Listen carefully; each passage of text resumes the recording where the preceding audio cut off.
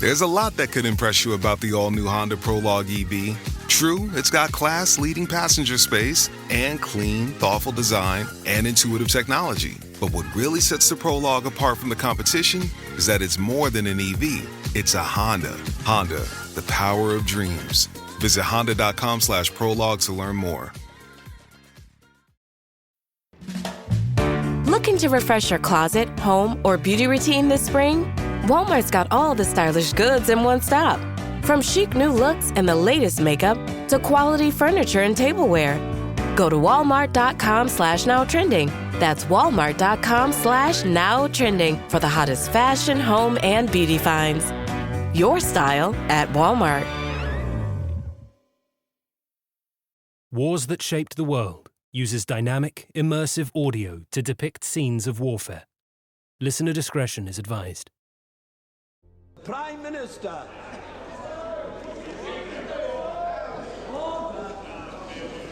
Mr. Speaker, sir, the House meets this Saturday to respond to a situation of great gravity. We are here because for the first time for many years, British sovereign territory has been invaded by a foreign power. We were happy. It was a good place to live. Suited us and everybody got on. Sort of muddled along together. We'd our differences, of course we did, but everybody, and I mean absolutely every man jack of us, was bloody sure of one thing: we were British. And we were going to stay British. I mean, who'd want to be ruled by a bunch of thugs? You do know they tortured their own people, murdered them. You do know that. And if they attacked us, we expected the British Army to come and sort it out, just as they would if London was attacked. That's all there is to it. It's simple. The Malvinas are Argentine. They belong to Argentina, like the Isles of Wight belongs to England, no? Ever since we were kids, we learned that Malvinas were ours, part of Argentina. They taught us in school, the Malvinas are Argentine, the Malvinas are Argentine. We used to chant it.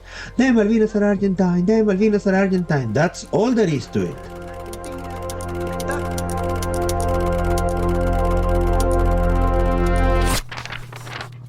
Incoming, sir, from London. Christ.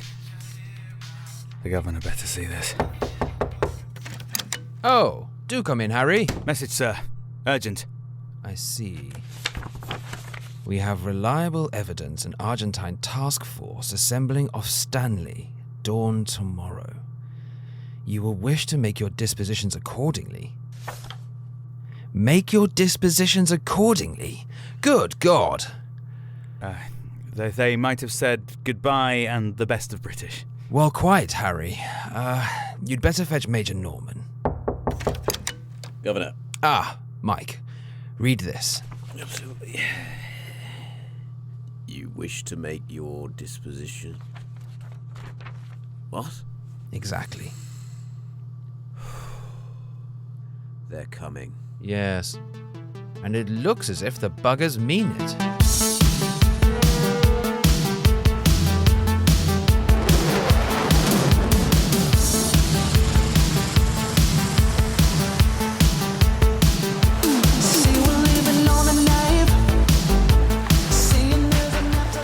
It was April Fool's Day, 1982. Rex Hunt, governor of the Falkland Islands, and Major Mike Norman, Royal Marines, stared at each other across the governor's desk. It was 3:30. They had 12 hours to prepare 85 Marines, a handful of Royal Navy sailors, and around 40 volunteers of the Falkland Islands Defence Force, in effect the Home Guard, to face an Argentine invasion.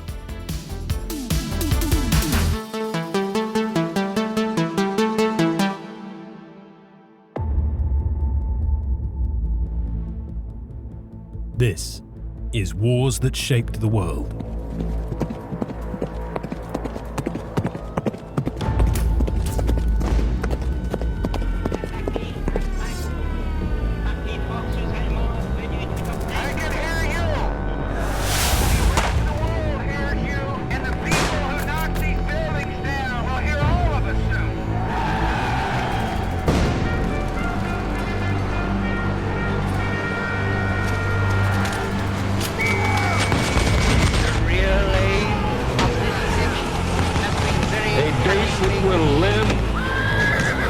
infamy.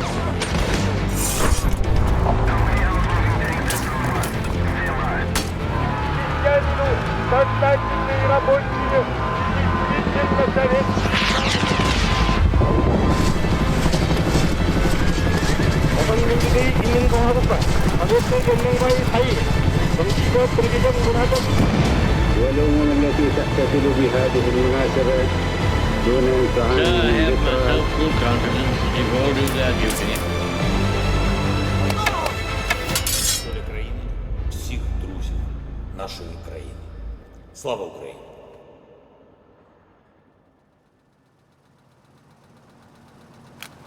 They're coming, stand by, okay? Wait for it. Fire! The first British shots of the Falklands War were fired at 7:15 on the morning of the 2nd of April.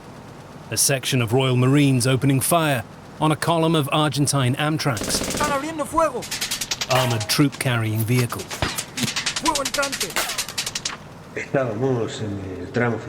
We were on the last stretch of the road into Stanley. A machine gun fired from one of the 3 white houses about 500 meters away and hit the right-hand Amtrak. The fire was very accurate. We followed our standard operating procedure and took evasive action. Rex Hunt and Major Norman had spent their dozen or so hours of preparation for the invasion, doing what little they could. Hunt's chauffeur loaded his shotgun and informed the governor. I've left the flag up tonight, and I'll shoot any RG bastard who tries to take it down.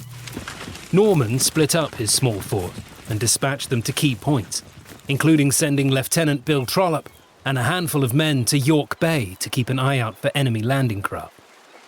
The sailors were sent with a government official to round up Argentinian citizens in Port Stanley. The official apologized to the arrested men as they were ushered away to what would be a brief detention. Hunt took to the airwaves to make the first of several broadcasts to the islanders that night. This is the Falkland Islands broadcasting station. After his first, the presenter, Patrick Watts, the voice of the Falklands, played Strangers in the Night.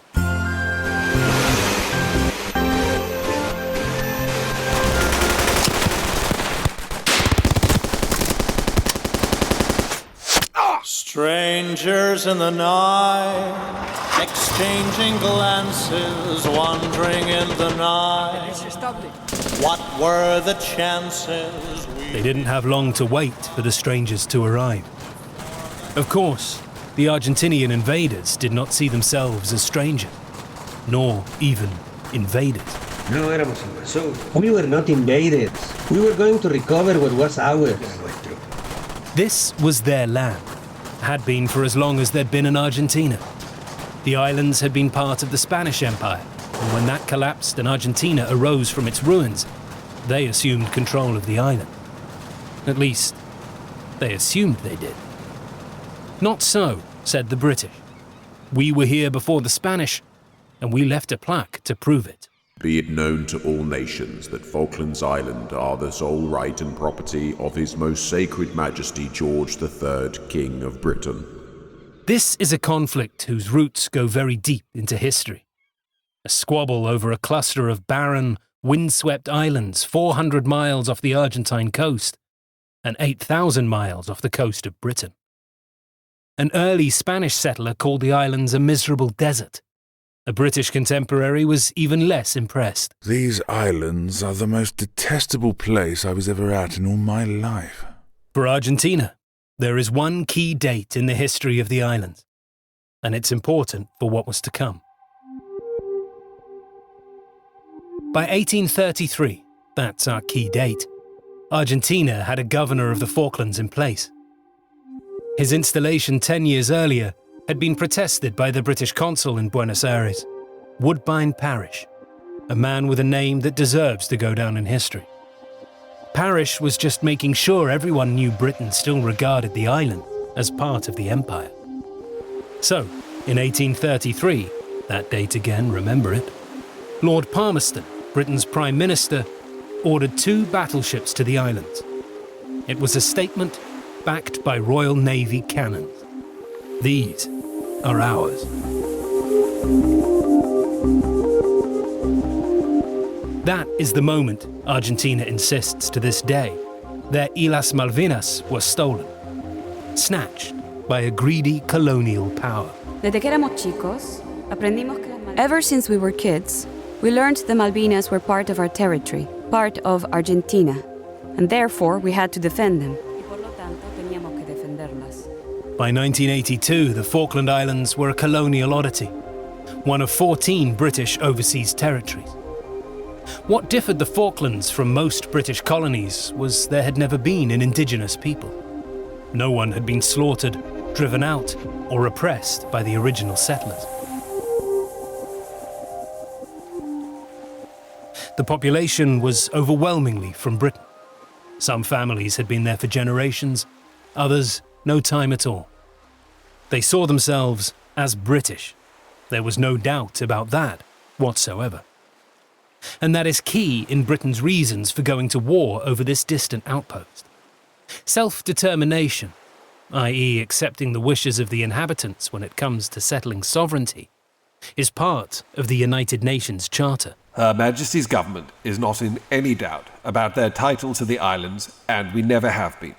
Yet, a decade earlier, Her Majesty's government had made little effort to aggressively support the principle of self-determination for the majority in Rhodesia, a stance duly noted by Argentina. This was one of several decisions by British governments that helped convince the Argentines that Britain would not fight for the Falklands. It was wishful, if understandable, thinking in Buenos Aires. For the first half of the 20th century, Argentina and Britain had close links. As Argentina's economy boomed in the 1930s, British companies and workers poured into the country. But that was succeeded by large-scale immigration from Spain, Italy, Germany, and the rise of the nationalist Juan Perón, whose sympathies veered towards the fascist powers. Throughout it all, the Argentine attitude to the Falklands remained constant. The islands were theirs. It was an insult to Argentina and all Argentines that Britain occupied the Malvinas. The depth of feeling in Argentina over the Falklands never seemed to register with the British government. Diplomatic talks meandered through the 1970s. The British Foreign Office had a lukewarm attitude towards the island's fate. There were those who thought the islanders would be better off with Argentina. Others in Whitehall who'd be happy to be rid of the troublesome islands altogether.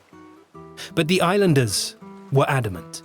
Under Article 73 of the United Nations Charter, they had the right to self-determination and were determined to stay British.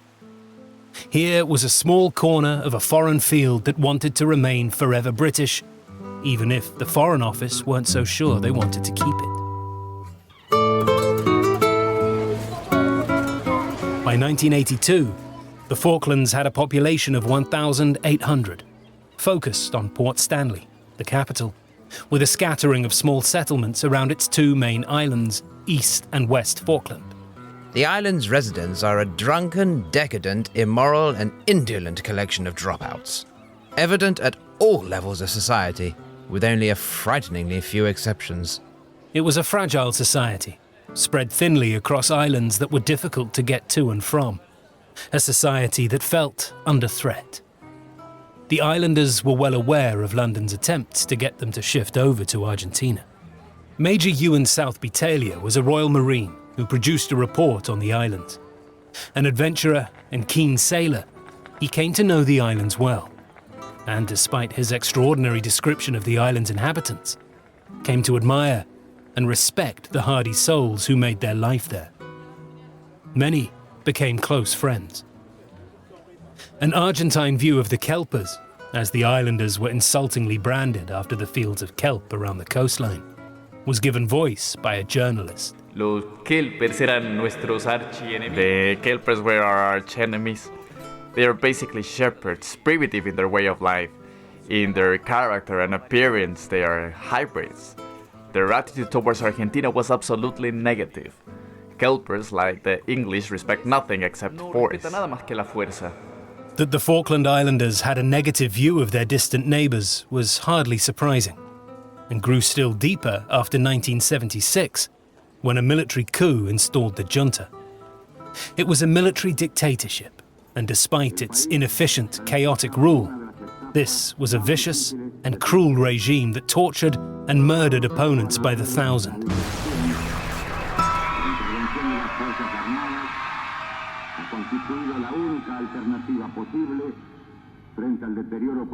By 1982, it was a regime in growing trouble, having presided over a disastrous economic collapse. 1983 would mark the 150th anniversary of the British takeover. Remember that key date of 1833.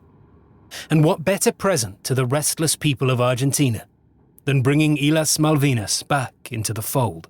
There was already a plan, drawn up in the 1960s by Captain Jorge Anaya. 20 years later, Anaya was one of the regime's key figures, head of the Navy. Plan Goa had been inspired by India taking possession of Goa, then a Portuguese colony in 1961. Indian troops marched in. Portugal did nothing. Otherwise, the Portuguese had nothing to show. Their colony of Goa fell to the victorious Indian army like the flame of... Anaya's original plan included the removal of the islanders to Montevideo and their replacement by Argentine settlers. It had last been put before the junta in 1978, when the country was on a high after their World Cup triumph. Worries over the threat of British submarine power saw it put back on the shelf. As the 1980s arrived, things were getting desperate for the junta, and Anaya, the man with the plan, was determined to write his own heroic entry in the history of Argentina. So, Anaya backed General Leopoldo Galtieri's bid for power. Anaya scratched the army man's back and expected something in return. In Cold War terms, the United States was pleased to see the head of the army take the Argentine reins. After a visit to Washington, Richard Allen, Ronald Reagan's security advisor, was suitably impressed. General Galtieri is possessed of a majestic personality. Never mind the murder and torture. Just admire this staunchly anti-communist regime, a bulwark against the spread of anything red in South America. Anaya's support for Galtieri, a leader with a liking for a whiskey or two or three, was conditional. And top of the list was Plan Goa. The deal was that before January 1983, the 150th anniversary of the British theft of the Falklands, the islands would be restored to their rightful owners. Sure thing, said Galtieri, eyes on the Casa Rosada, the pink presidential palace in the center of Buenos Aires. In December 1981, Galtieri got the keys to the palace. He was in the pink. Drastic economic cuts followed. Budgets were slashed with the same ruthlessness with which the regime's opponents were dealt with. Slashed everywhere. Apart from the Navy, German frigates and French jets were snapped up. The temptation of the Malvinas was obvious. Bringing the islands home would be a timely distraction, perhaps even a regime-preserving one. Anaya reached for the top shelf and dusted off his plan. Invasion was penciled in for some time between July and October 1982. By July, the Air Force's new French fighters and Exocets would have arrived, and a conscript army would have been trained. The plan was modified in parts. The population wouldn't be shipped off, far from it. Instead, islander casualties would be avoided at all costs.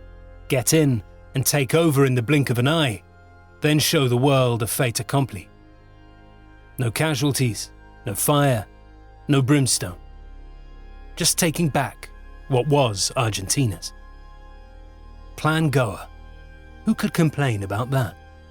What would distant, failing, floundering Britain do about that? Niente. It was top secret.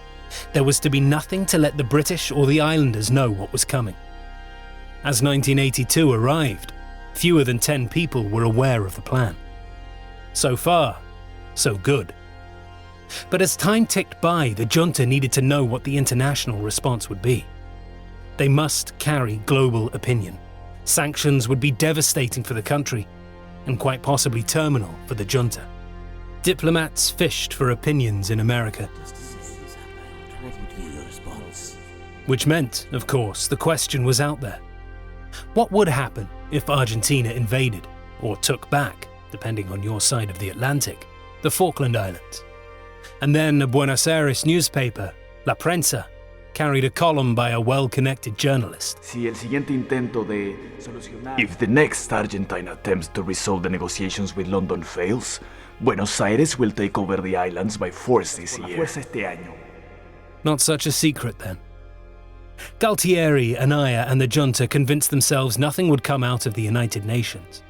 Post-colonial Africa would be happy to block the British, and the Soviets could be depended on to veto anything in the Security Council.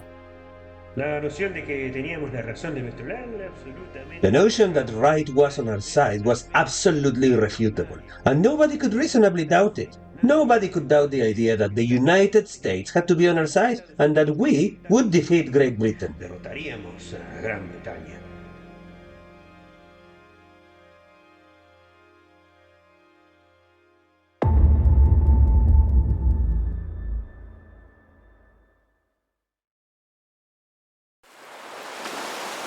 Across the Atlantic, the Falklands were not near the top of the Prime Minister's to-do list.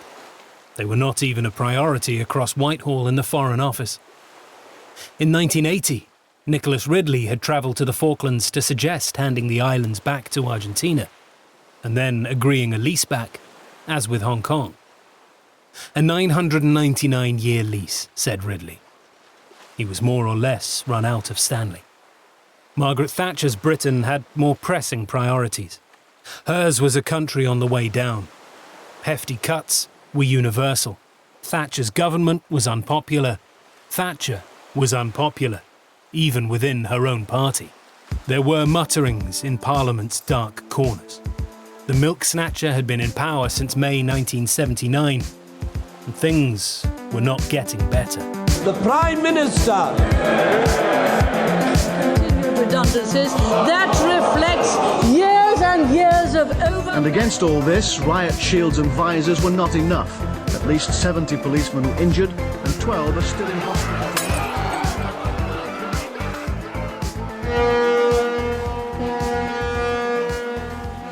The Navy was feeling the full force of the cuts. By the 1980s, the senior services budget had been slashed so severely, ships were restricted to how long they could spend at sea, because the Navy couldn't afford the fuel. In this country, the last Labour government ducked it, we are tackling it, and therein lies hope for the future. Across Army, Air Force and Navy, eyes were focused eastwards. The military were there to confront the Soviet Union, and in Navy terms this meant a submarine war. Surface ships were an unaffordable luxury. When it was announced in the House of Lords that HMS Endurance was being cut to save £2 million a year, Argentine ears pricked up. One Argentinian official rang a Foreign Office counterpart. Is this a signal? Endurance was Britain's permanent presence in the South Atlantic, a reminder to Argentina to keep away. The junta huffed and puffed about the Falklands. Their newspaper mouthpieces wrote belligerent editorials. Don't worry, said Foreign Office. It's all sound and fury, it signifies nothing. They're in no position to do anything more than rattle sabres. The British view was this was all part of the hoo-ha that surrounded the resumption of the usual negotiations. A step forward, a step back, a step to the side, a diplomatic tango. Then Argentina issued a statement saying, if nothing was resolved by the end of the year, they reserved the rights to pursue, as they put it, other means.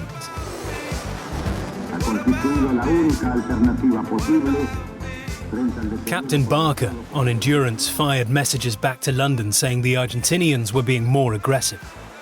Eyebrows were raised in Whitehall. Well, he would say that, wouldn't he? He's trying to save his ship from the chop.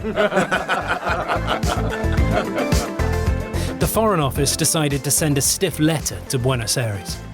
Sending a ship or submarine down would be far too expensive. Enter Constantino Davidoff, an Argentinian scrap metal dealer. In March, he landed at Leith in South Georgia. He'd a contract to clear the old whaling station. The Argentine Navy offered him a lift to the island, or was it more than just a friendly lift? There are claims Davidoff had a secret meeting at Navy HQ in January 1982. Davidoff set to work dismantling the whaling station, but not before running up an Argentine flag. That did not go down well with the British, nor did Davidoff and his men hunting, then barbecuing the local reindeer. The Endurance, with 24 Royal Marines, was sent from Port Stanley to restore order. In public, the Argentines insisted they were taking scrap from Argentine territory. The junta could not be seen to be backing down. Juntas are supposed to be hard men. Juntas don't back down. Argentine Marines were ready to go to South Georgia. The affair was seen in the British press as a bit of slapstick. Indeed, there was a reluctance in the Foreign Office to see a spat with a group of scrap metal dealers escalate into something more serious. Best solved by diplomatic means, said the Foreign Office. On Friday, the 26th of March, the junta came to a decision. The confrontation in South Georgia, they believed, was certain to lead to more British troops and ships being dispatched to the Falklands. And with the domestic situation in Argentina worsening by the week, there'd been riots in the capital. The answer was to bring forward the invasion plans. The following day, Saturday, 2 Argentine warships sailed for South Georgia. On Sunday night, the British ambassador in Argentina was told that there would be no further negotiations on South Georgia. This did cause alarm in London, even though the Joint Intelligence Committee insisted no invasion was imminent. Thatcher ordered 3 nuclear submarines sent to the South Atlantic at once. The Ministry of Defence, cut to the bone, raised an eyebrow. There was one they could dispatch at once, HMS Spartan, training in the Mediterranean. In Westminster, the government was caught between 2 stools. They were desperate not to escalate the situation, because apart from Endurance and a handful of Marines, they had nothing with which to defend the Falklands. But Tory backbenchers were in a lather. They demanded action. A few subtle winks and nods from ministers to MPs over drinks in the members' bar followed. And sure enough, those nods and winks turned into that evening's TV news. HMS Spartan was ordered to sail south for the Falkland And the following Islands morning's today. newspaper headlines. Subs sent to stop Argies. In the Argentine embassy, they reached for the phones. The junta knew their window was closing. The temperature was turned up. And it was raised even higher in Buenos Aires the following day, Tuesday. Huge crowds took to the streets. Their chants were aimed at the government. They wanted change, and fast. Violence followed. The junta were desperate. On Wednesday, British intelligence reported the Argentine fleet was at sea. At 7 p.m, ministers and officials squeezed into Thatcher's office in the House of Commons. Sir Henry Leach, First Sea Lord, was one of the last to arrive, having hurried back to London in full naval uniform after a day of ceremonial duties. Prime Minister, sorry I'm late. The meeting lasted 4 hours, amid the stark reality that if Argentina invaded the Falklands, there was absolutely nothing Britain could do to stop it. The only chance was via diplomatic means. At 9 p.m, Thatcher telegrammed Reagan asking him to warn Argentina off. Leach was belligerent, told the meeting he could have a task force assembled by the weekend, insisted they must respond in force, insisted any force must be large enough to put the fear of God into the Argentine Navy. John Knott, the Defence Secretary, urged a more cautious response. But Thatcher was taken with Leach, his full uniform making him look like he'd stepped out of the pages of Britain's illustrious naval history. We must defend what's ours, said Leach, and left the meeting to begin doing just that. That evening, the telephone rang in the home of Brigadier Julian Thompson of the Royal Marines. Julian, we've got a problem. The call was short. Once it was done, Thompson began making calls of his own. 600 men of 40 Commando were ordered to drop their training in the north of England and head for Plymouth ASAP. The following evening, after a frantic day, Thatcher's key cabinet men gathered in her study in 10 Downing Street, the Prime Minister hurrying back from Windsor, where she'd been supposed to stay the night with the Queen.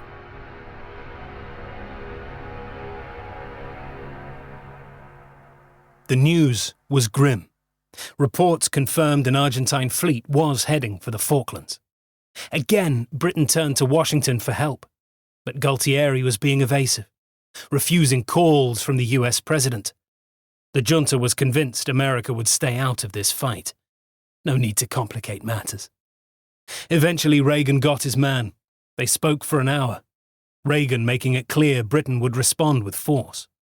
More galling for Galtieri, Reagan insisted the US would regard Argentina as the aggressor and terminate relations. An alarmed Galtieri poured himself another whiskey and rang his Navy chief.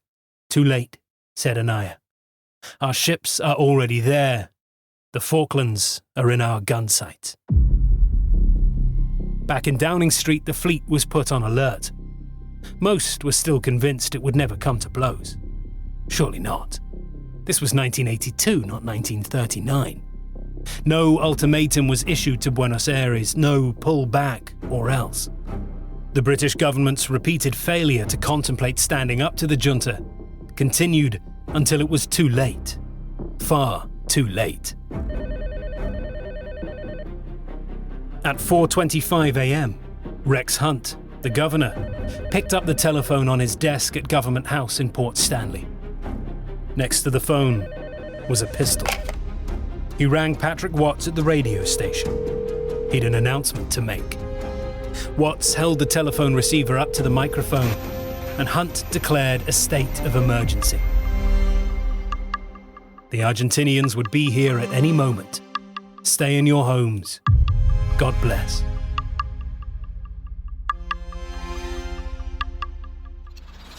The announcement by the governor ended life as we knew it. Unknown to Hunt, Argentinian special forces were already on the island. 3 hours after his announcement, the fighting began in earnest. An Argentine, Captain Pedro Giacchino, was the first man killed in the invasion. Small groups of Royal Marines fell back on Government House as the Argentine troops poured ashore in their Amtraks. I had a running battle with a bunch of Argentines in armoured vehicles who were chasing me and my section back towards Stanley. When we eventually got to Government House, we were taking fire from 3 directions, so that was a bit hairy. Major Mike Norman, their commander, told the governor the best place for him was beneath his thick wooden desk. Hunt sat under it, clutching his pistol. He'd sent his staff away. The housekeeper hurried into the night, clutching a bottle of gin and a picture of the Queen. Just his assistant remained, joining Hunt under the desk. Outside, the firing began. The Argentines attacked Government House. The Marines responded with everything they had. In just over half an hour, they shot off over 6,000 rounds of ammunition, firing like there was no tomorrow, which is what some of them believed. This is it, I thought. We're all going to die. It was a very fierce firefight. I was under my desk with my assistant. I had to make a conscious effort to think through the noise. People say, "Weren't you frightened?" I think I would have been, but I was stunned of all emotions because of the noise. I'd a little handgun, and I was going to use it if they got as far as my office. We've repulsed the bastards. God. After a bit, Mike Norman popped his head around the door hell. and said, "We've repulsed the bastards." I could hear some groaning and said, "Mike, we better get our injured in." And he said, "They're not ours, they're theirs." That's when I realised how close they were. There were 3 of them who had been shot in my wife's vegetable garden, just 15 yards from where I was. The first attack had been repulsed with no loss of life, but the ending was inevitable. With a heavy heart, I turned to Mike and told him to give the order to lay down arms.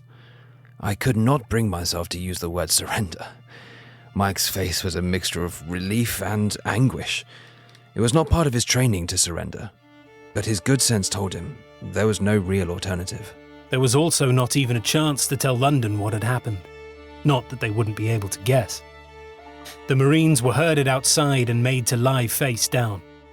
A journalist snapped a photograph. A line of Britain's world-famous Royal Marines, face down, humbled on the streets of the Falkland Islands. It went round the world. In Downing Street it caused fury, possibly even hardened hearts. It was not only in Downing Street that the Marines' treatment caused anger. There were those in the Argentinian army who were furious. Corporal Lou Armour was one of the Marines. When we were actually lying down, I felt a bit humiliated, but I also felt apprehensive about what was going to happen next. One of the Argentine officers came along and actually struck one of the guards and told us to stand up. We stood up, and he shook my hand, and a few other guys' hands, and said that we shouldn't lie down, that we should be proud of what we've done. Hunt was taken to meet the commander of the invasion force, but not before changing into full ceremonial uniform, complete with hat with ostrich feathers flapping in the South Atlantic winds.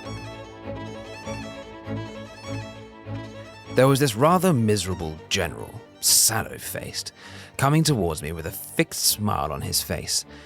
I really felt the anger surge, and I thought, this is just the rape of the Falkland Islands.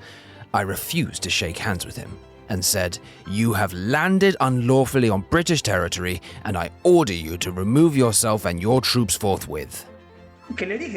So I said no. I told him I have entered Argentinian territory and me and my men are going nowhere. At 4:30, Hunt, still in his official uniform, was driven to the airfield in his official car, a red London taxi, flown to Montevideo, and from there back to London. That left Lieutenant Keith Mills and his 23 Marines on South Georgia. They were told of Hunt's surrender. "You must give up," said the Argentines. Mills refused, and his small force held out for 2 hours, hitting an Argentine ship and a helicopter, and killing 4 men before they too bowed to the inevitable. Just days earlier, huge crowds on the streets of Buenos Aires had presented a danger to the regime. Now they poured onto the streets in celebration. In London, the sun was shining, but Thatcher and her government appeared frozen. There was nothing but silence from Port Stanley. The only version of events was coming out of Buenos Aires. The junta's version was broadcast on TV and radio. Still, there was no official response from British government. Ministers stonewalled, one Foreign Office minister even denying there had been an invasion. Finally, at 5 p.m, Lord Carrington, the Foreign Secretary, and John Nott, Defence Secretary, held a press conference. Both appeared shell-shocked, Nott even paler than usual. Gentlemen, the Foreign Secretary will make a statement, and then we will take some questions. Foreign Secretary. Thank you. We can now confirm that an Argentine military attack on Port Stanley in the Falkland Islands took place today. Her Majesty's government totally condemned this unprovoked act of aggression, which is in flagrant disregard of the appeal made by the President of the Security Council last night for both sides to refrain from the use of force and to resolve present tensions by diplomatic means. We call upon the Argentine government, even at this late hour, to reconsider its ill-conceived action, to withdraw its forces immediately, and return to the path of diplomatic negotiation. We cannot, at this stage, report on the situation in Port Stanley, but our feelings at this grave moment must be with the Governor and the people of the Falkland Islands. Carrington went on to announce that Britain would dispatch a task force to the South Atlantic as soon as it could be assembled. The Navy had already begun planning. It would be ready to go by Monday. The view in government was that it seemed unlikely the task force would need to do any actual fighting, but it needed to be sent, for the visuals. The head of the Navy, Sir Henry Leach, First Sea Lord to give him his proper title, had his staff work through the night. Sending a task force 8,000 miles from home against an Argentine navy with Exocet armed warships, over 200 warplanes, and 4 submarines was a huge ask. Britain still had just the aircraft carriers and other necessary warships. Leach was convinced there could be no half measures. All in or all out. The following day, the 3rd of April, the House of Commons assembled on a Saturday for the first time since the Suez Crisis 30 years earlier. Prime Minister.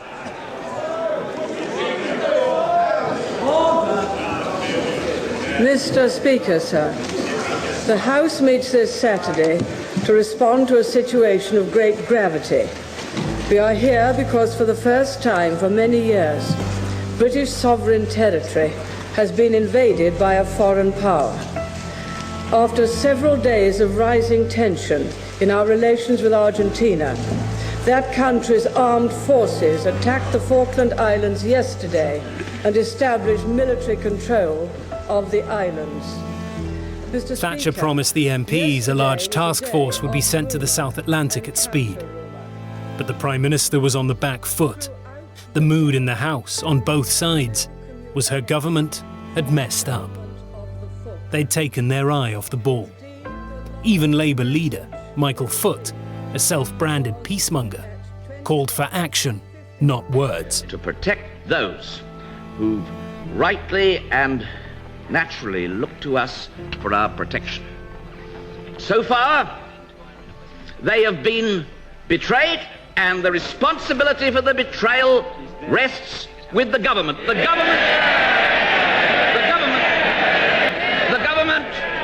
government must now prove by deeds, because they'll never be able, I believe, to do it by words, that they are not responsible and they cannot face that charge. Thatcher's government was in serious trouble. John Knott left the tumultuous Commons to loud cries of resign. He offered to, but it was Carrington who was to fall on his sword, the first of 3 Foreign Office ministers to do so. Back in Downing Street, Thatcher set up a war cabinet and began to prepare for war. A war that would, among other things, transform her standing both home and abroad. It was the beginning of the Iron Lady. In Port Stanley, meanwhile, the Falkland Islanders painted a large red cross on the roof of the hospital and settled down for life under Argentine occupation. They feared the worst. For so long, Argentina had been seen as the bogeyman. And now, here they were, soldiers from a regime that had overseen the disappearance of more than 10,000 people, patrolled the Stanley streets. As Graham Bound, an islander, wrote, Occupation was at best demeaning, at worst terrifying. Islanders were under the heel of a foreign dictatorship in whose armory summary arrest, terror, and even murder were known weapons. Most got on with life best they could, ignoring the invaders. Others resisted, often in small ways. Leaflets with a picture of Snoopy doing a happy dance above the words, "Happiness is being British," was stuck up around Stanley. The Argentines tore them down. Some took huge risks. Phil Middleton was a former British government official who'd stayed on. Steve Whitley was a vet. They began by hurrying round the homes abandoned by British officials to clear possessions and valuables before the soldiers moved in. British government homes were considered fair game for looting. Their resistance soon moved up a level. Steve had his magic scissors, a gilding tool he used to cut the army telephone wires. Every time we went into a house that we knew the Argentinians were about to take over, we would walk around and if it was all right then, snip, snip. The next step was outright spying. I remember sitting in front of the Land Rover and suddenly this lens would appear over my shoulder or under my armpit and Steve would be in the back taking pictures. The lighthouse keeper, Reginald Silvey, spent the war radioing information to the UK and avoiding all Argentine attempts to uncover him. It was highly dangerous, but Sylvie and the others persisted because they were certain of one thing: the British would be back. Next, on Wars That Shaped the World. That was when reality struck that approximately 360 fellow mariners had just died. Wars That Shaped the World was a Goalhanger Podcasts production. It was produced by Holy Smokes. This series was written by Robin Scott Elliot. It was narrated by Paul Waggott. The producer was Neil Fern. The executive producer was Tony Pastor.